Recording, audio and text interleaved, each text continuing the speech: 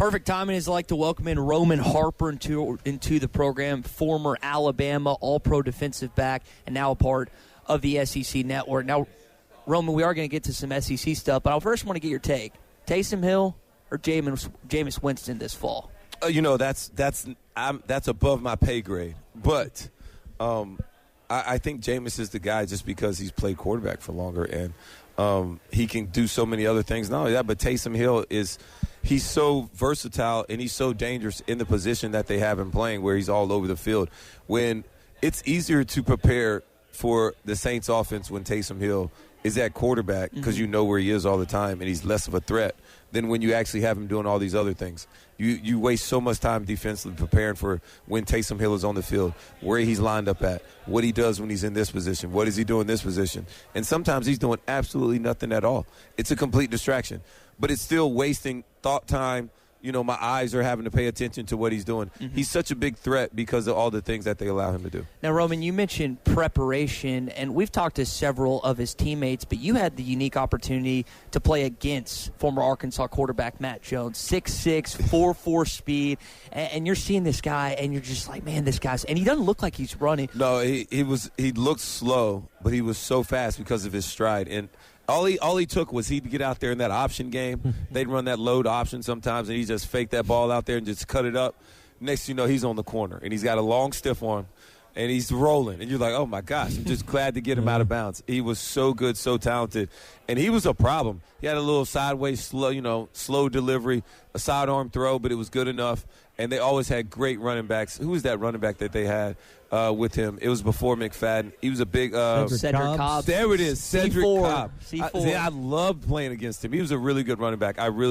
Number 4. He was a really good running back, hard to tackle, tall running back, but thick and just really was a really tough guy to get down. Yeah, so Roman, what are you expecting of the Hogs this year? You're talking about quarterbacks, and you got to see K.J. Jefferson in that Missouri game, but we didn't see a lot of him last year other than that game where Felipe Franks couldn't go because of the rib injury. So what are you expecting in year 2 out of Sam Pittman's group? You know, I think they will continue to play great defense on Barry Odom's side. Offensively, I really like the weapons that they bring back. Treylon Burks, Treylon Smith. Those two, Treylon's a really good running back out of the backfield. He's a quick guy, little scat back. And Treylon Burks is a big playmaker that looks like a tall running back at wide receiver. And K.J. Jefferson will be able to get it done. I like Arkansas. I think Arkansas will win 4 to 5 games this year, and I don't think that's a bad year because Arkansas is in the gauntlet that is the SEC West. It's like it's less to do about Arkansas and what they're building and more about just the schedule is a very tough thing. The SEC West, man, I tell anybody, it's like playing Mike Tyson's Punch-Out back in the day. You got to get through it. You got to get through that first round. You got to get to deep water, and it's hard. If you can make it through 6-7 games of the SEC West, then you deserve all of the championship talk and everything else. It's just so hard to consistently go out there and win in this conference. So when you say 4 or 5 games, does that mean you think they're only going to win 1 or 2 in the SEC? You think they're going to take a step backwards even with a shorter SEC schedule? Yeah, I think you will, just because I think everybody else got better. I think they will, and just where they're at, I think they'll win 3 to 4 games possibly in the SEC. I think they'll win 2 to 3 at the max, just because the teams that they have to play and where they're at. But I think defensively they're going to be some rock stars, though. I like that they had the senior leadership, and Grant Morgan and Bumper Pool both came back. Jalen Catalon's my favorite defensive player to watch in all of the SEC right now, just because he flies around, makes plays on the ball. He's not as scared to smack you around either. I really, really love watching that young man play. I think he has a very bright future. So we're talking with Roman Harper, SEC Network here on the Morning Rush. Now, you brought up Jalen. That's a position you played. We've talked with Kenoy Kennedy. We've talked with Steve Atwater. We've got comments from Ken Hamlin, all guys that played that position, and then Tony Bua as well. When you watch him play, does it feel like he's an old-school guy the way he lays the wood on people? No, I wouldn't say that. He just is a great tackler that loves physical contact. Those safeties you just brought up, man, those are some big dudes. Steve Atwater is humongous. But yes, I think he reminds me of a bigger body, like he weighs more than Earl Thomas in college. Like Earl Thomas is shorter. He ran around. He made a lot of plays in the secondary where picking passes off. And also, he likes to be physical, too. But I think Jalen Catalon is a more physical version of Earl Thomas. I don't know his top-end speed because Earl was like a low 4.4, high 4.3 guy. If Jalen can get in the low four, in the mid 4.4s to 4.5, it doesn't even matter because of his ball skills and his ability to make plays. He's not very tall, but he makes plays, and he plays big.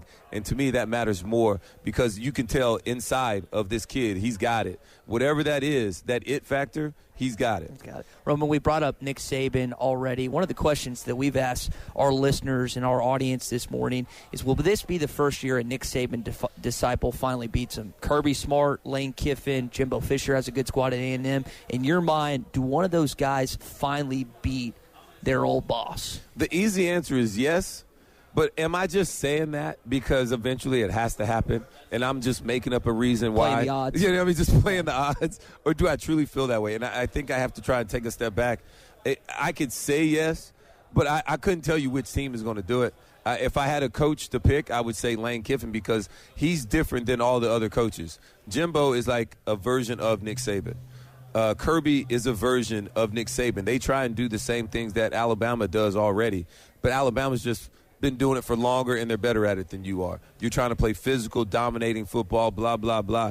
All those same keywords always pop up. When you listen to Lane and what they're building, those are not the terms that they use. So he's doing something a little bit different, and sometimes, you know, when you're following Alabama and the madness and the program that is the standard, and you're trying to keep up with the standard instead of you building your own, and now all of a sudden now, you know, they talk about it in business all the time. Are you trying to, you know, overtake the standard, which is Nike, Coca-Cola, Pepsi, those things, or you're trying to be a disruptor, which is, you know, Powerade or Bad Boy Pistons. You know what I mean? Like the disruptor. You're not going to be the standard, but the disruptor does get love. And I think Lane Kiffin and Ole Miss are the disruptors of this league. Roman, before we go, I want to come back to Arkansas. I want to ask you specifically about Treylon Burks. You touched on him for a moment, but as a former defensive back, when you watch him on film, what makes him so difficult? Is it the size, the speed, the hands, all of it? What makes him such a difficult cover in this league? Look, I think the size and the speed is undeniable. That's the first thing that comes out. But his ability, you still got to be able to catch the football. And his catch radius was awesome. That catch he made in the back corner last year was like, wow. That right there will get you drafted alone. And that's the highlight tape that's going to show up when they call his name on, you know, on one of those draft days. So those things are what really stand out to me. And I think Kendall Browse doesn't get enough credit for the offensive play calling ability that he has, and that he will be able to continue to dial it up and do some different things. And KJ Jefferson has to be able to complete the pass. Felipe Franks missed some throws last year at times where, man, they had the play call in the right time at the right situation. And to me, it's always an ebb and flow. It's all about a feel when you're a great play caller of when you call certain plays, knowing that you're going to get the defense that you want. You just got to be able to execute the throw. So if Arkansas can do those things, Arkansas will win more than 3 games. I will be wrong.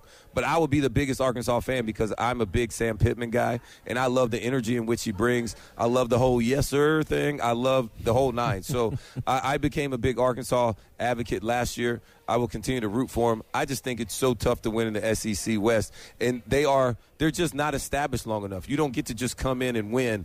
It's just too hard to do that.